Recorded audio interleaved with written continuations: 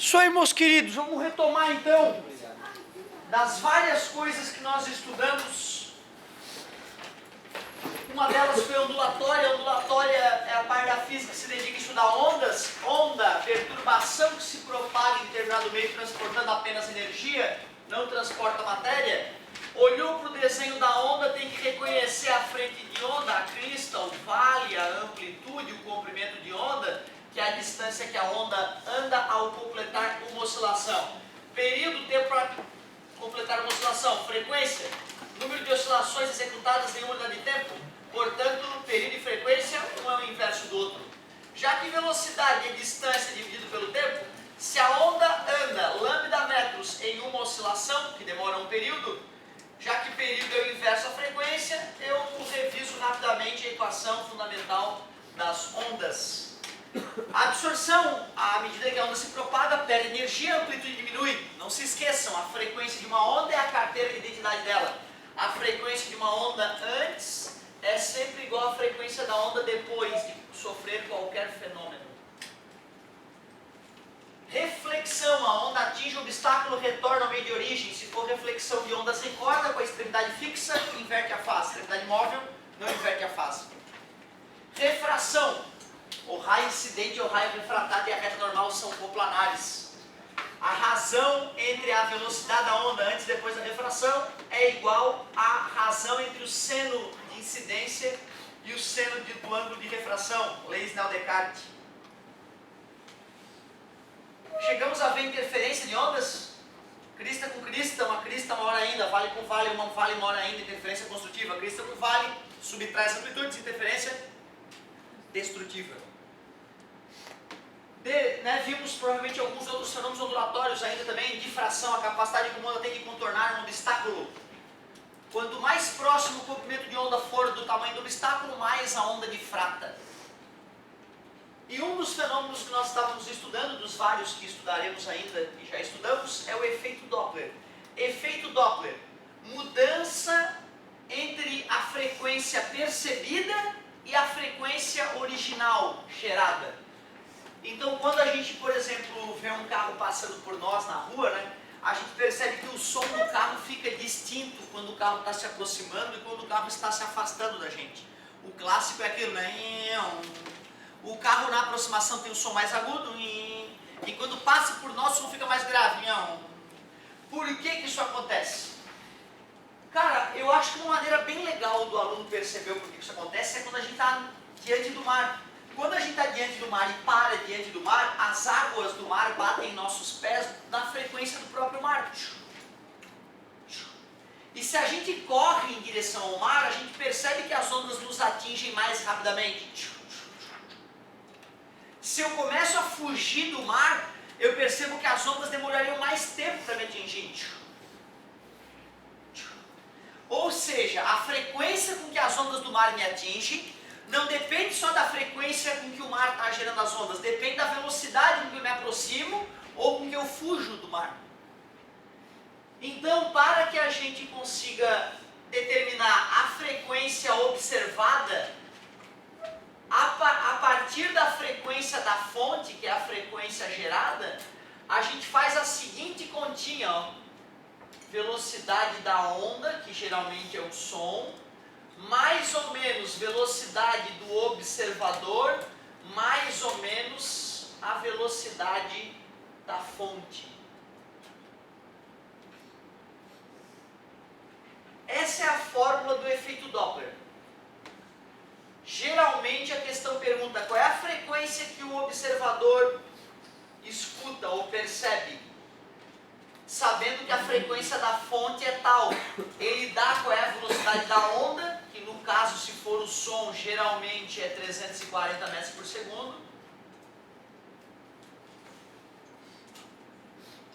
Aqui eu estou colocando a velocidade do som, mas poderia ser de outra onda, tá?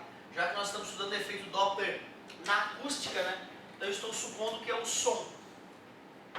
O que essa fórmula atrapalha o aluno na hora que o aluno vai decidir usar a fórmula, O que mais incomoda o aluno?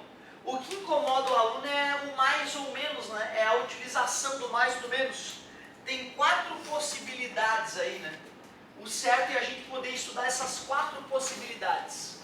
Então vamos imaginar um carrinho de som e uma pessoa escutando alguma propaganda desse carro de som. Vou fazer a orelhinha aqui da pessoa e aqui está a caixinha de som que o carro está usando. Vamos estudar as 4 opções que existem para essa situação ocorrer. As 4 opções esperadas são: ou o carro e a pessoa estão se aproximando um do outro, ou o carro e a pessoa estão se afastando um do outro, ou à medida que um deles tenta se aproximar, o outro tenta se afastar. Eu quero poder criar essas 4 opções para que vocês possam perceber, né, as 4 possibilidades dos sinais serem usados. Vamos estudar a possibilidade de a fonte e o observador estarem se aproximando, fonte e observador estarem se afastando, fonte tende a se aproximar, observador tende a se afastar, fonte tende a se afastar, observador tende a se aproximar. Essas são as 4 opções para que observador e fonte estivessem interagindo. Cara, se nós formos usar aquele exemplo que eu comecei a aula de tu na frente do mar, fica óbvio que se o mar está ali paradinho e as ondas estão se propagando, se eu, observador, vou em direção ao mar, a frequência aumenta. Se eu, observador, começa a correr do mar, a frequência tende a diminuir.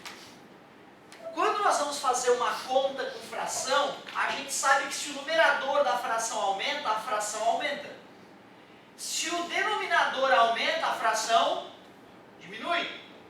Então tu vê, já que o observador se aproxima da fonte das ondas, a frequência tende a aumentar. Para que a frequência aumente, eu vou ter que usar mais aqui no lugar na frente da velocidade do observador. Porque usando mais eu aumento o numerador e eu aumento o resultado.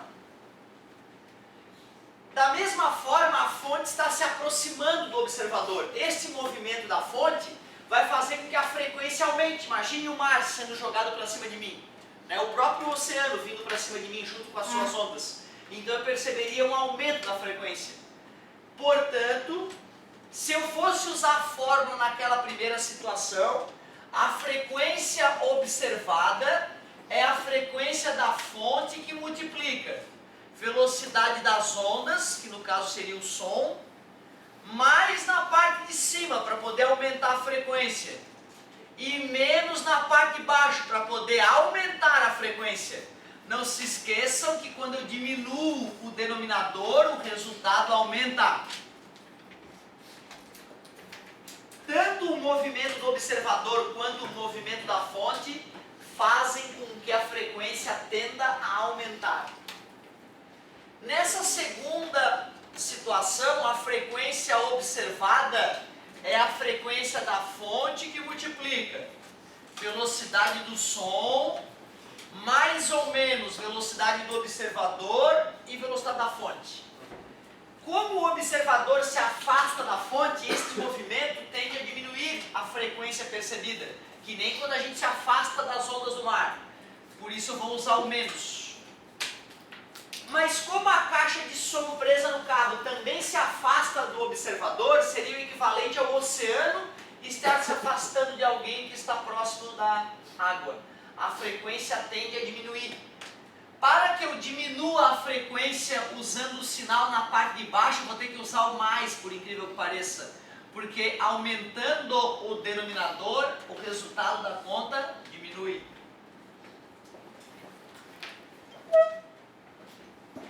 Tem mais 2 situações. A frequência observada é a frequência da fonte vezes. A frequência observada é a frequência da fonte vezes. É uma razão entre a velocidade da onda mais a velocidade do observador, ou menos a velocidade da onda mais a velocidade da fonte. A gente só tem que decidir se é mais ou se é menos.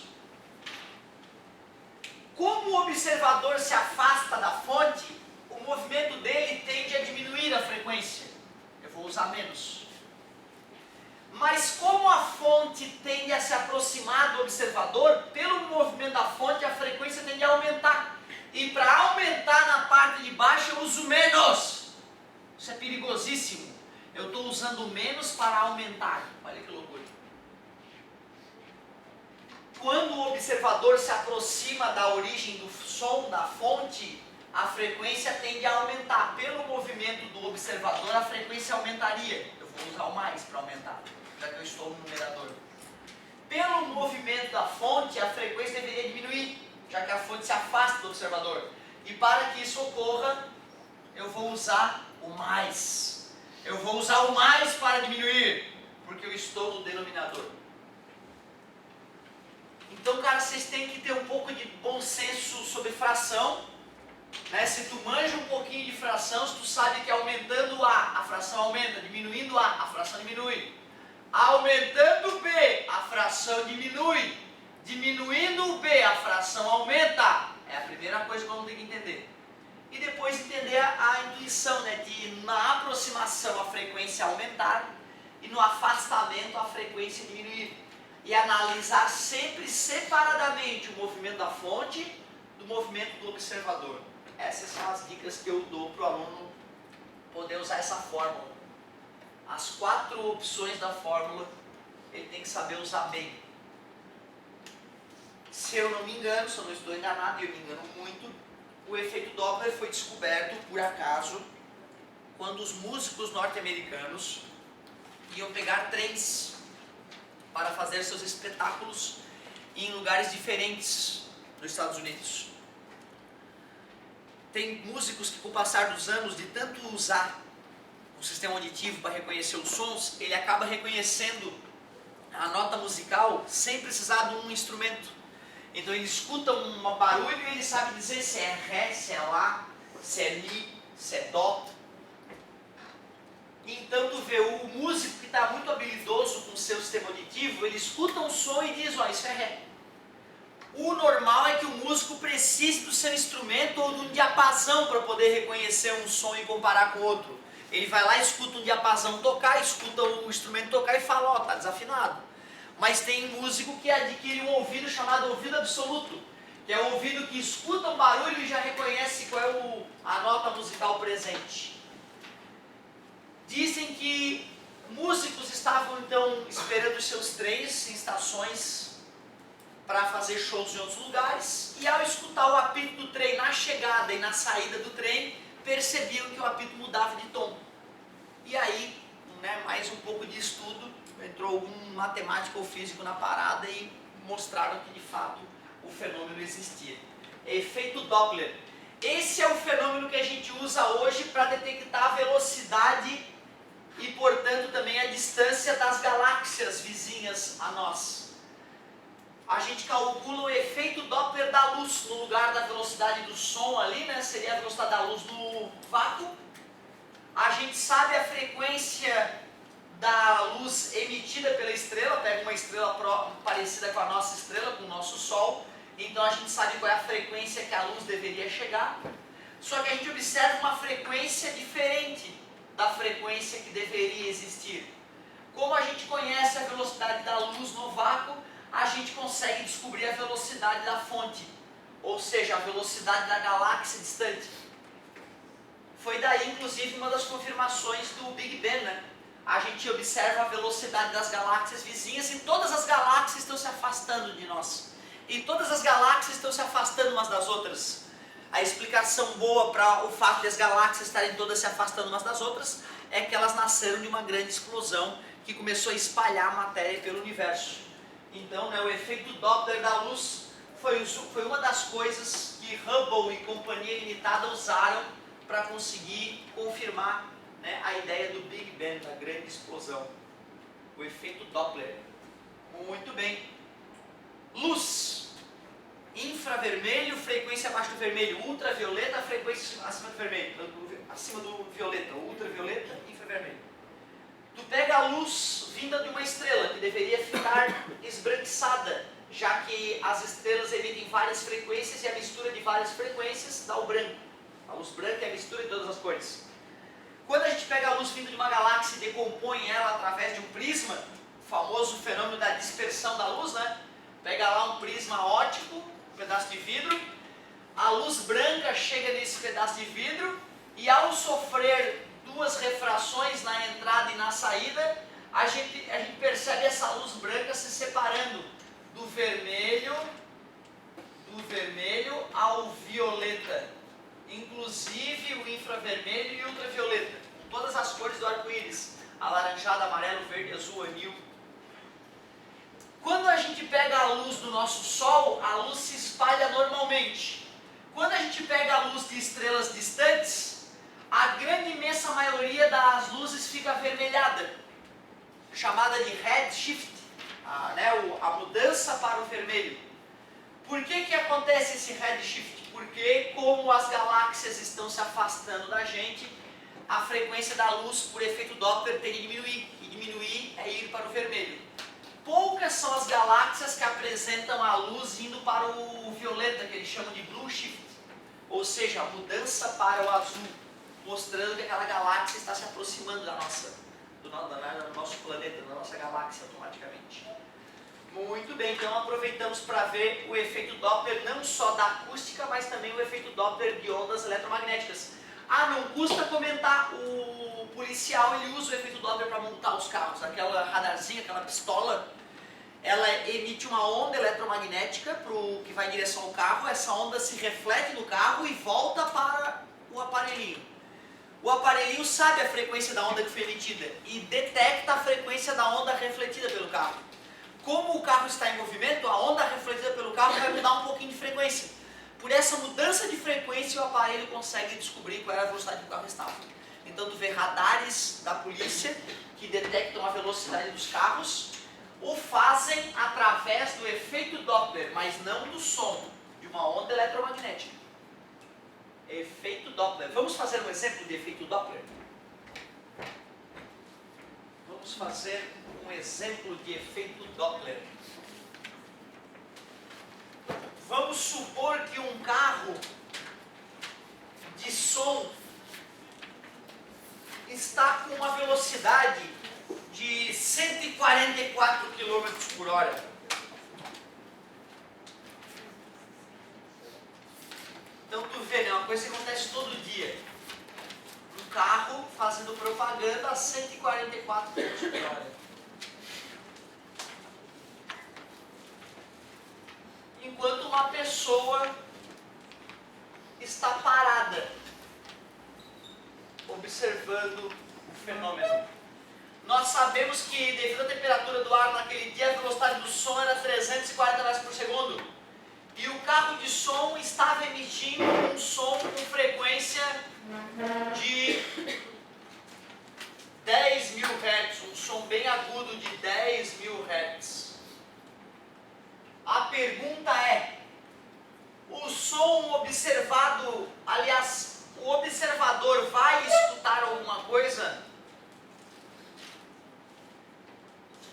Nós sabemos que o som é uma onda mecânica longitudinal que sensibiliza o ouvido humano, audível, portanto. Só que para que uma onda seja audível, a frequência dela tem que estar entre 20 e 20.000 Hz. Se esse cara me perguntou se o indivíduo vai ou não vai escutar o barulho da propaganda, é porque eu tenho que saber se essa frequência percebida vai ou não vai superar os 20.000 Hz. A forma do efeito Doppler é relativamente simples. A frequência observada é a frequência da fonte que multiplica velocidade do som mais ou menos a velocidade do observador mais ou menos a velocidade da fonte. A frequência observada será a frequência da fonte, a fonte está emitindo 10.000 Hz. A velocidade do som, 340. não falou nada sobre o observador, então ele deve estar parado, a velocidade do observador. Então, mais ou menos do observador eu não vou precisar me preocupar. Eu só vou ter que ter o cuidado de converter de km por hora para metros por segundo, 40 metros por segundo, e me tocar que já que está ocorrendo uma aproximação da fonte, a frequência tende a aumentar ou diminuir? Aumentar, né? Imagina o mar vindo para cima de ti, cara. O mar parado. As ondinhas batem em ti. De repente o mar começa a vir para cima de ti. A frequência aumenta. Para a frequência aumentar, eu devo usar o menos. Dá para acreditar? Para aumentar, tu usa o menos, porque estamos mexendo com o denominador. A frequência observada vai ser igual a 10.000, que multiplica 340, que divide 300. Cortaria os zerinhos, 2 zerinhos em cima e 2 zerinhos embaixo. A frequência observada é igual. O aluno poderia escolher, né, se ele faz 333,333 vezes 34, ou se ele faz 34.000 dividido por 3. Frequência observada, 10.000, 11.000, aí deu 1.000 ainda para dividir por 3, 333,333. 11.000 Hz, então o som vai ficar um pouco mais agudo do que era, mas vai ser audível. Vai ser audível. Pois não. É tão diferente, digamos, a distância que o carro vai dar da pessoa. Não, a distância que ela vai dar da pessoa vai interferir para a intensidade percebida, não para a frequência. Certo? Ótima tua pergunta. Então tu vê, ó, a intensidade do som é potência dividido pela área. Isso é que é a intensidade sonora. Intensidade sonora. A intensidade sonora, sim, vai depender da distância. Porque a área, né, é de potência, então vai depender da potência do som do carro, né? E vai depender da área onde esta potência está distribuída. Uma pessoa que está próxima de uma caixa de som, o som se espalha na esfera onde a pessoa está. Uma pessoa que está mais distante da caixa de som vai perceber o som menos intenso, porque ela está numa esfera de raio maior. Então o som vai estar diluído numa área muito maior. E como a área de uma superfície esférica é 4πr ao quadrado, quando dobra a distância de uma caixa de som, a potência cai 4 vezes. Se triplica a distância de uma caixa de som, a intensidade percebida, cai 9 vezes. Isso desprezando a absorção. Como tem absorção envolvida, depois de uma certa distância, nem escuta mais. Então, mas para o efeito Doppler, a distância até o carro não vai influenciar, por incrível que pareça. Ótima a tua pergunta. Eu já tinha comentado com vocês intensidade sonora. Essa formulazinha eu não tinha começado. Deixa eu fazer então, deixa eu colocar com mais qualidade aquilo ali no quadro para vocês.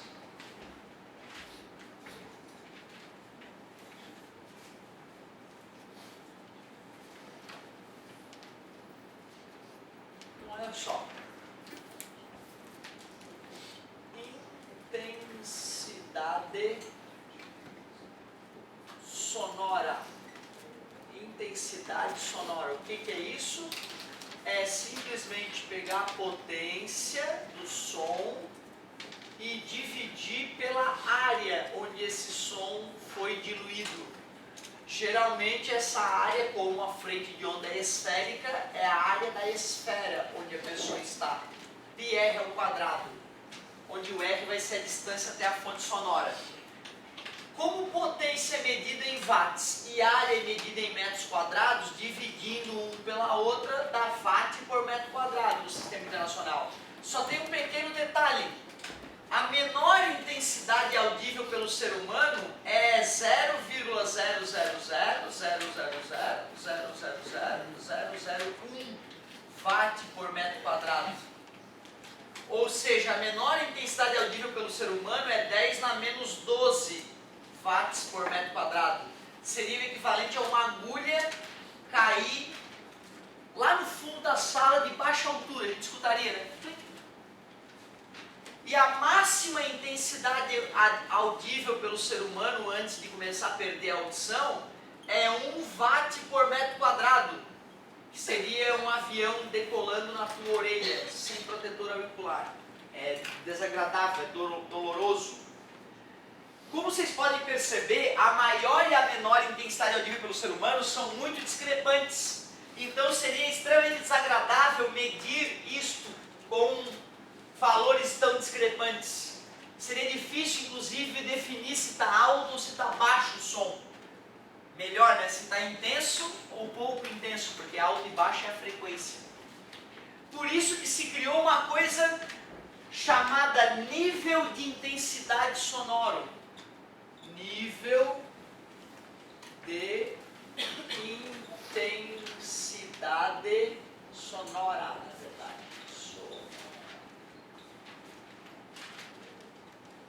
O nível de intensidade sonora é calculado assim, ó, 10 vezes o logaritmo decimal de I sobre I0.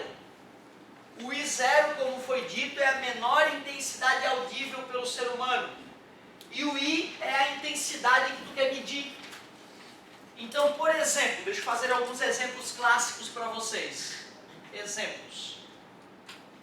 Qual é o nível de intensidade sonoro para a menor intensidade audível? Outra, qual é o nível de intensidade sonora para a máxima intensidade audível? Se eu for substituir esses dados na fórmula, olha só que interessante, tem que só ter uma noção básica de logaritmo para resolver essa questão.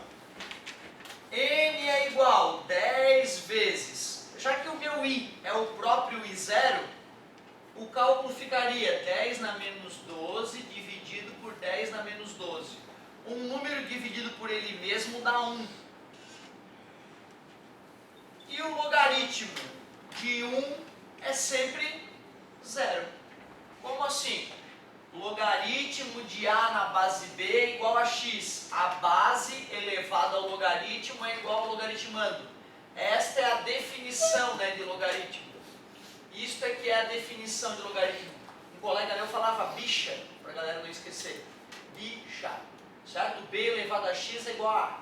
Certo? Piadinha tosca aí para a galera não esquecer do log. 10 vezes 0 é 0. Ah, entendi, professor. Então quer dizer que o cara não escuta quando n dá igual a 0. Não, escuta sim. Acabei de falar que isso aqui o cara escuta, que seria equivalente a uma agulha caindo, né? A uma certa distância de baixa altura. Então tu vê o n igual a 0 é a menor coisa audível. Aí o n dá 0. Vamos ver qual é o nível de intensidade sonora da máxima intensidade audível. A máxima intensidade audível vale 1. E a mínima intensidade audível vale 10 na menos 12. E ali embaixo é sempre o valor 10 na menos 12, tabelado. O I é que vai mudar, né? Aquilo ali é que muda geralmente. 10 na menos 12 passou para cima 10 na 12. Aí tu poderia aplicar a propriedade dos logaritmos, né? Quando a base e o logaritmando são iguais, o resultado é o próprio expoente. Por isso que nós vamos ter 120 decibéis. O dB ali então significa decibel. Ou seja, a unidade teoricamente era para ser o bel. Só que historicamente a galera acrescentou 10 já na fórmula e passou a se chamar decibel. 120 decibel então tu já sabe o que é. É uma pancada no ouvido do cara. Avião a jato decolando e tu ali com a orelha do lado. Vai, decola! Depois do arremesso de anões, tudo existe, né? Depois que o ser humano inventou um campeonato de arremesso de anão, tudo existe. E não foi ninguém que me contou, minha irmã estava na televisão, eu cheguei a olhar para ela e perguntar, eu estou vendo mesmo? Arremesso de anão. Então o campeonato mundial de grito é uma coisa corriqueira, né? Acho que toda cidade deve ter um campeonato mundial, né? De grito. Tem uma mulher que é campeã mundial de berrar, ela consegue atingir 123 decibéis berrando. Ela supera o equivalente a 7 homens gritando juntos. Ela vai lá e berra mais que eles. E 123 decibel. Vai explicar, né? Por curiosidade, se tu tem noção, né, quer saber o que é a corda vocal vibrando, né, vale a pena botar no YouTube lá, corda vocal, né, e ver um videozinho de a corda vocal vibrando, que vale a pena, é interessante, é bem esquisito ver a corda vocal funcionando lá. 120 decibéis. Outro exemplozinho, último exemplozinho de nível de intensidade sonora. Imaginem vocês que um aparelho está gerando um nível de intensidade sonora de 80 decibéis. Pergunta-se qual é a intensidade do som. Então, terceiro exemplo. Sabendo que o nível de intensidade sonora do aparelho é 80 decibéis, determine qual é a intensidade que está sendo gerada. O nível de intensidade sonora é 10 vezes o logaritmo de I sobre 0. O N é 80. 10 vezes log de o I eu quero descobrir, e o I0 é 10 na menos 12. Vou dividir por 10 ambos os lados. 10 na menos 12 vai para cima, 10 na 12. E como não tem base, o logaritmo é decimal. Aplicando a definição, a base elevado ao logaritmo é igual ao logaritmando. Definição de logaritmo, bem tranquila. E pronto, 10 na 12 passa dividindo, mantém a base e subtrai os expoentes. Assim eu percebo que a intensidade vai dar 10 na menos 4, ou 0,0001 watt por metro quadrado. Aí pode dar a sensação de que é um barulhinho muito baixinho, né? Mas já não é considerado.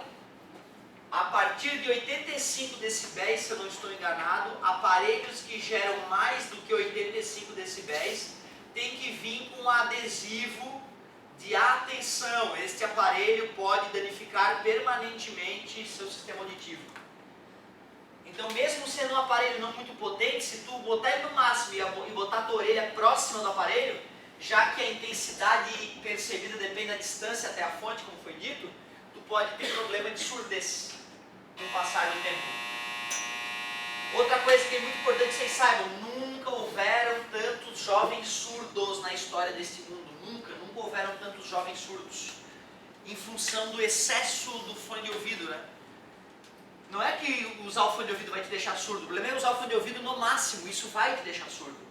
Eu vejo, às vezes, estou num ônibus, alguma coisa, vejo lá alguém que está a vários metros de mim e eu consigo escutar com nitidez a música que o cara está escutando no aparelho dele. O cara vai ficar surdo, sabe? Então tem que tomar cuidado, cara. Cuidado com a tua saúde auditiva. Tu imagina tu com 20 e poucos anos, daqui a pouco, como? Pô, é horrível, cara. Não precisa disso, é por falta de descuido. Então tomem cuidado, meus queridos. Daqui a pouco estaremos juntos mais uma vez. Que bela manhã para aprender física.